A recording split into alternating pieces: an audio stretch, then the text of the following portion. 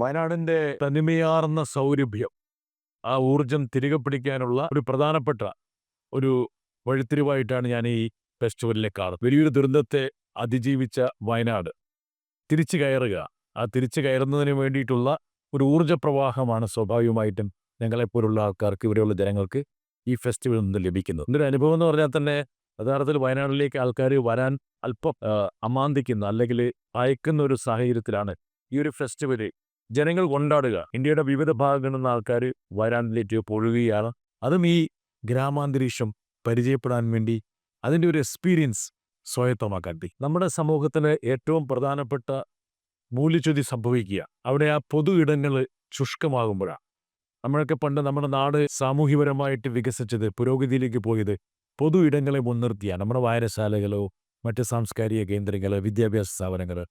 എന്നാണോ കേരളത്തിൻ്റെ പൊതു ഇടങ്ങൾ ശുഷ്കിച്ചു പോയത്, ചുരുങ്ങിപ്പോയത്, അപ്പോഴൊക്കെ സമൂഹത്തെ പിന്നോട്ട് വലിക്കുന്ന ഒരുപാട് ഇരുട്ടിൻ്റെ കറുത്ത ശക്തികൾ ഉയർന്നു വന്നിരിക്കും. യഥാർത്ഥത്തിൽ കേരളത്തിൻ്റെ ആ പഴയ സാമൂഹ്യ പുരോഗതി, കേരളം ആർജിച്ച തന്മയെ തിരിച്ചു പിടിക്കാൻ വേണ്ടിയിട്ട് ഇതുപോലുള്ള സാഹിത്യോത്സവങ്ങൾ അനിവാര്യമാണ്. ഈ സാഹിത്യോത്സവം എന്ന് പറഞ്ഞാൽ ജാതിയുടെയും മതത്തിൻ്റെയും രാഷ്ട്രീയത്തിൻ്റെയും മറ്റ് എല്ലാതര വേർതിരിവുകൾക്കും അതീതമായിട്ട് ജനങ്ങളുടെ ഒരു സമന്വയമാണ്, സംസ്കാരങ്ങളുടെ ഒരു സമന്വയമാണ്, അക്ഷരങ്ങളുടെ ഒരു ഘോഷമാണ്. ഇതാണ് യഥാർത്ഥത്തിൽ നമ്മുടെ മനസ്സിനെ സ്ഫുടം ചെയ്തെടുക്കുന്ന ഏറ്റവും പ്രധാനപ്പെട്ട ഒരു ഘടകം.